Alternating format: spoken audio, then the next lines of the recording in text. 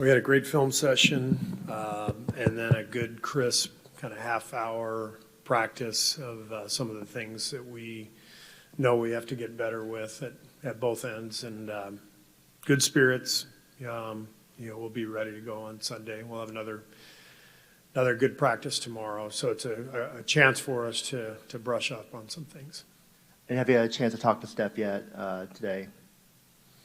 I have. I saw him, but I didn't ask him, a whole lot about how he was feeling. I mean, the fact that he's out 10 days, we'll reevaluate. I don't need to be, asking him every day how he's feeling.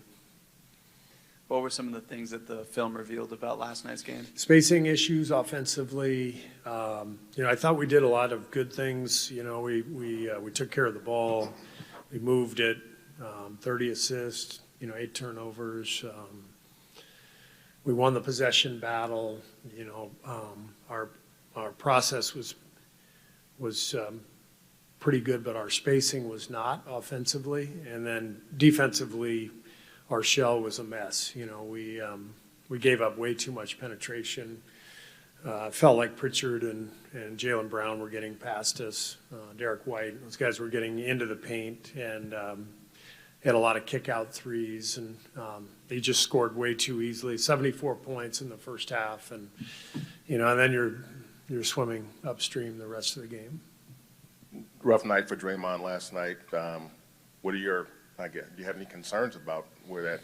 Well, I've got to do a better job of helping Draymond. The game is so different without Steph. Those two guys have built such a rapport, for 14 years now. They've been playing together, and for sure in my 12, the two-man game with those two guys has been our bread and butter. And when Steph goes out, it really changes everything in terms of how defenses guard us, and it impacts Draymond probably more than anybody. When he plays pick and roll with Steph, it's our best action.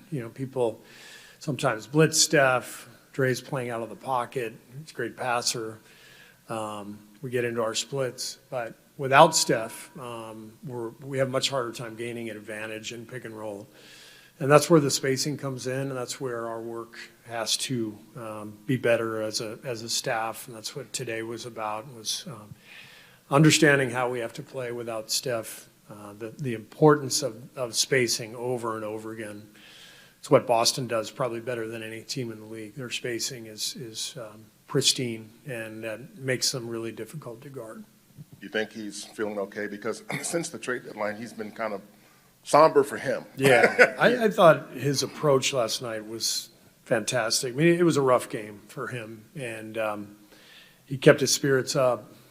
He was talking to guys on the bench, giving advice. I've talked about this occasionally this year, but how you approach the latter stages of your career as a player is so important. And I think Draymond's approach and attitude during this time, especially without Steph, where a lot of our weaknesses are exposed, he's handling things with a lot of dignity, and it's not easy, especially when you have that kind of pride for being a great player. You have a night like that, it's tough, and so it's so important that he keeps his spirits up like he did last night, but that we help him and we help the team as a staff develop a better rhythm, and that's what we're trying to do collectively.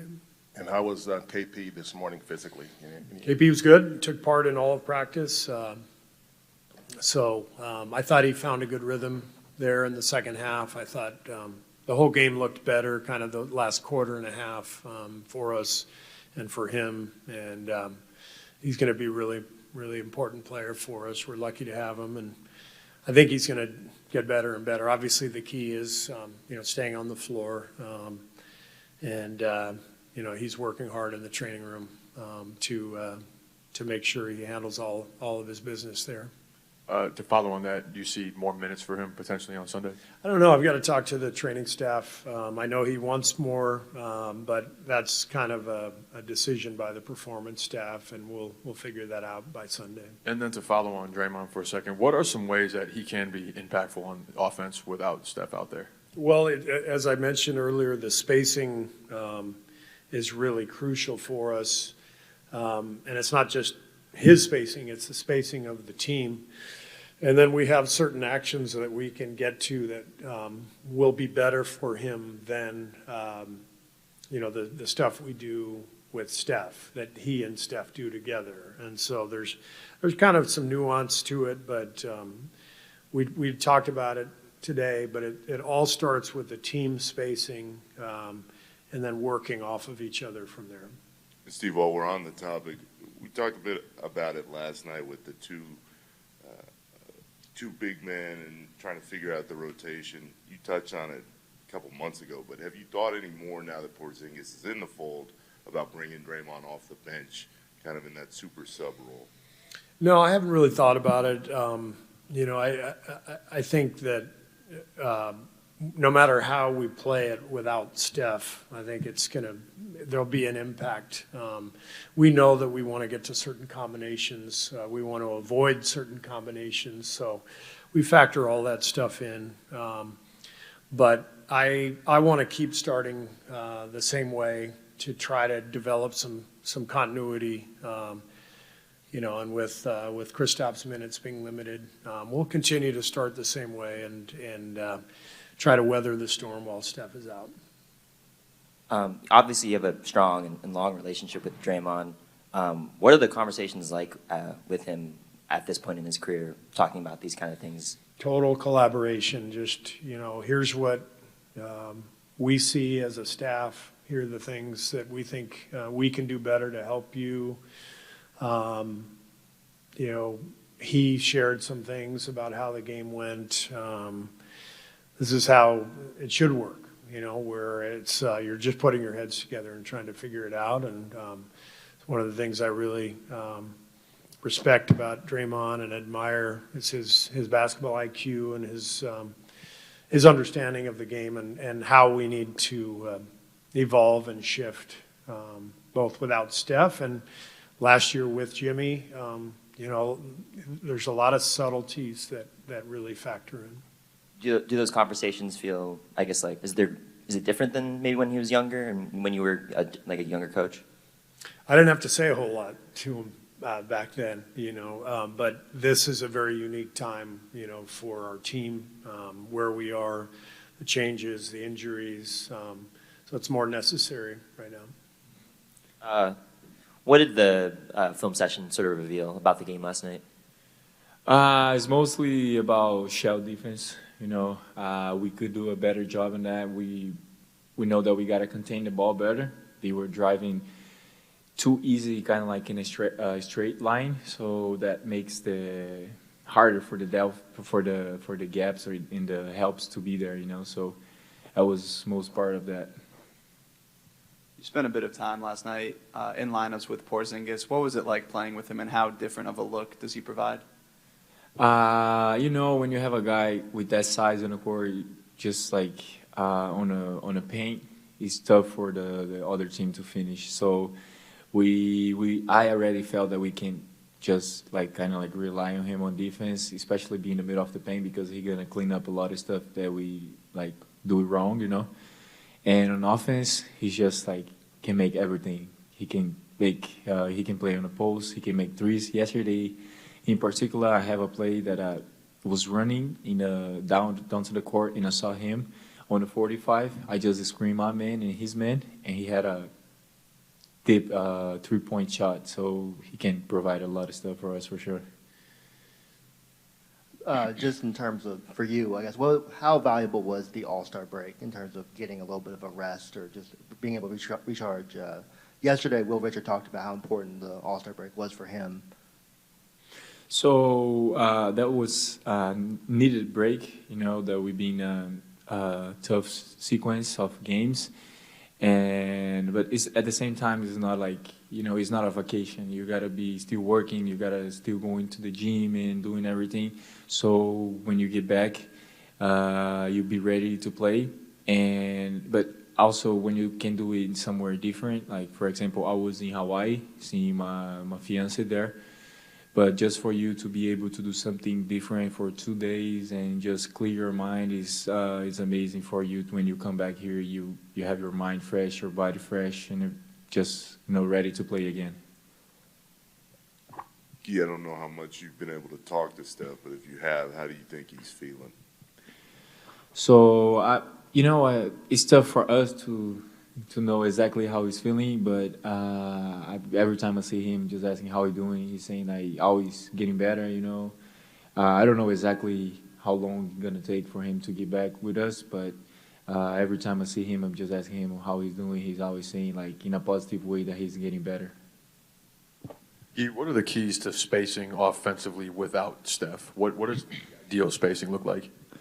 We just cannot stop moving the ball, you know, because when you got Steph, just for him running randomly to somewhere on the court, that's going to generate some, overreaction on defense. So when you don't have him, we just got to create that moving the ball. The ball got to move quick side to side, and every time that we move the ball side to side, every time something good happens. So we just got to keep doing that. We cannot like hold the ball and just trying to play one-on-one and ISO. We're not a team that do that a lot, so we just got to keep moving the ball and make sure that everybody had a quick decision when we got the ball. Steve's talked in the past about the spacing around Porzingis. He said it's not identical to what you guys did with Jimmy Butler, but I was wondering, what are some of the similarities and differences of spacing around Porzingis versus spacing with Jimmy?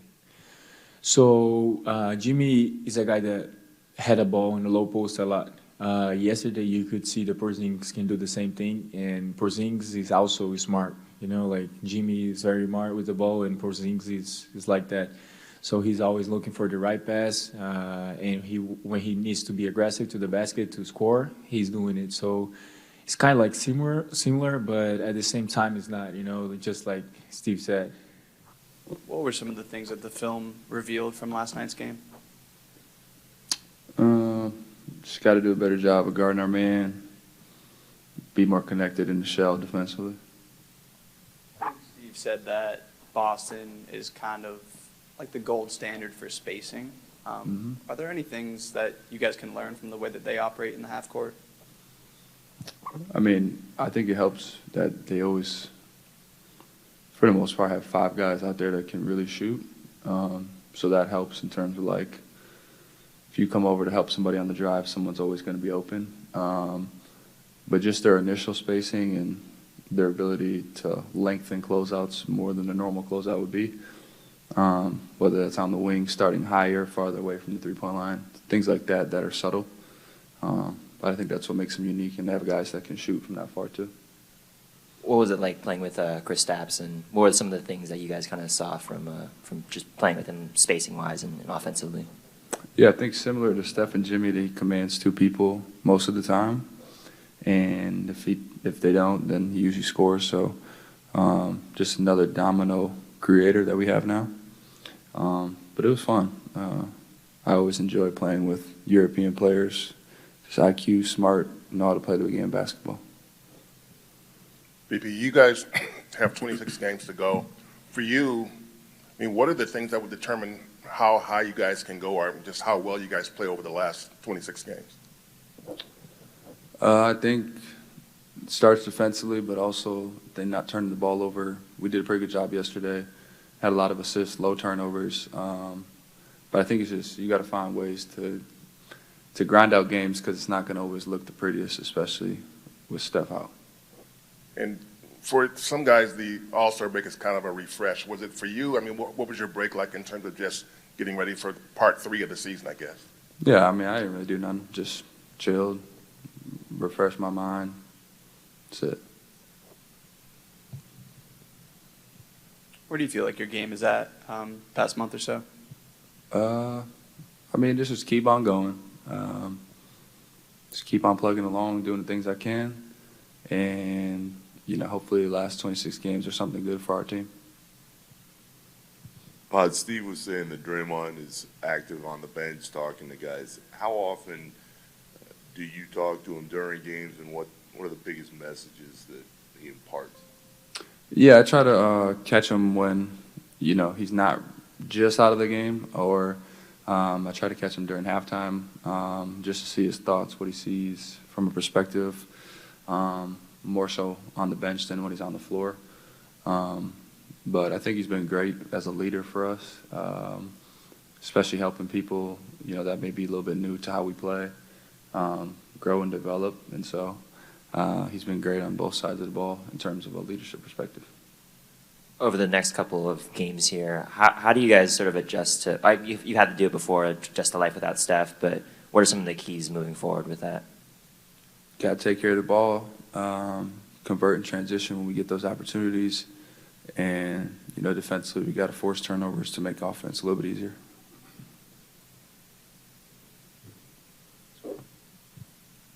Steve has been a big proponent of saying that, especially without Steph, every game has to be almost like a fight. You got to really, really grind it out and play really hard, like you mentioned. Is that sustainable night after night to play at a high level, playing at, basically playing balls out? I mean, it should be. We get paid a lot of money to do this. We play a lot of people. So, I mean, it's our job. It's why the Warriors signed their contracts for us to be here. So I think you just got to give it all you got every night and live with the result.